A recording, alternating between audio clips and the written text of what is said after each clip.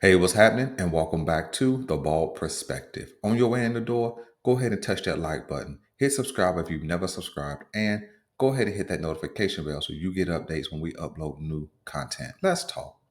Ravens versus Bengals tonight, Thanksgiving Day, Thursday night football. Lamar Jackson versus the return of Joe Burrow. Sounds to me like a big time matchup. And let me go ahead and get this out of the way. I believe that the Baltimore Ravens will win tonight. But let's talk about how. So, if we remember that Joe Burrow has not played ball in 10 weeks, that means in live game action, he's going to have to shake off the rust in real time. I know all of the reports coming out of Cincinnati is that Joe Burrow has been excellent. He's looked outstanding. All of those kind of things sound real good. But in practice, like I know, ain't nobody really trying to come get the quarterback like that. And so it's going to look different and hit different, literally, tonight. I think that it'll probably take 2 drives before Joe Burrow finds his stride, which gives our defense an opportunity to keep things corralled and allow our offense to do work. And so we're going to start with the conversation about our defense versus their offense, and then we'll jump to offense. So when we think about our defense versus their offense, let's begin in the trenches. I haven't really paid attention to what type of offensive line this Bengals team has. I just know they've been trying to rebuild it and establish it over the last 3 or 4 seasons. And so I think it's going to be kind of an even matchup.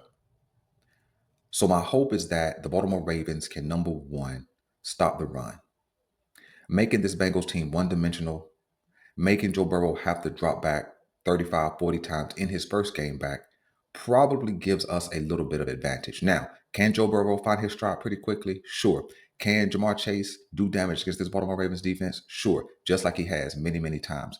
But if we can make them one-dimensional, especially if we can get home with 4 or 5, I think that gives us a elevated opportunity to handle things on the back end.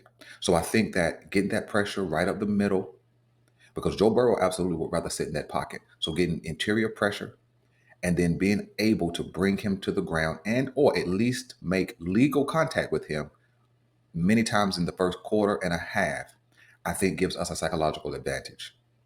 So I think those are the first 2 things this defense must do. Stop the run, make contact with Joe Burrow repeatedly. I think when we look at the middle to the back end of this defense, I think that our best effort is going to be to double Jamar Chase and see if anybody else can get off. I know that they're going to be without T. Higgins today, and so they don't have that dynamic duo they typically would have facing off against the Baltimore Ravens.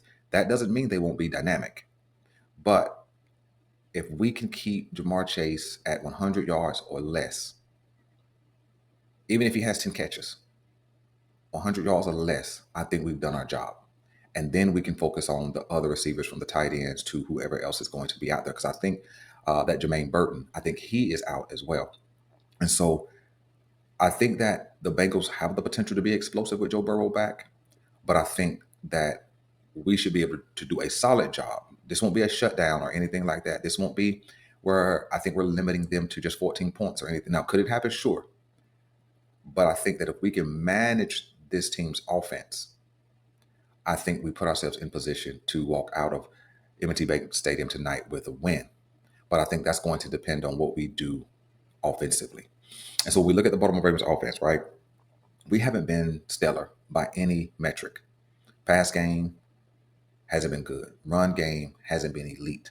But I think this is the game where our run game could go ahead and touch that 150-yard mark.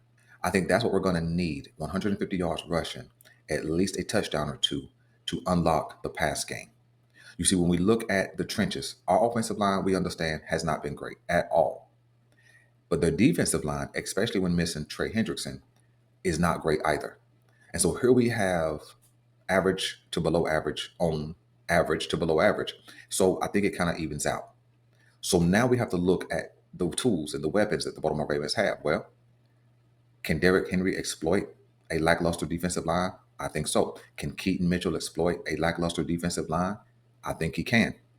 And so I think that those two combined for 150 yards. I don't think Lamar Jackson adds much to this run game just because he's had so many injuries stacked on top of one another.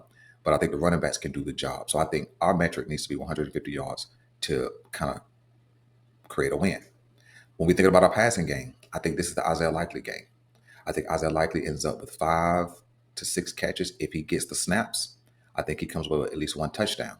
In fact, since I'm talking about the passing game, I think Lamar Jackson leaves this game with 3 passing touchdowns. One goes to Likely, one goes to a back out of the backfield. Probably, I believe it's going to be Keaton Mitchell.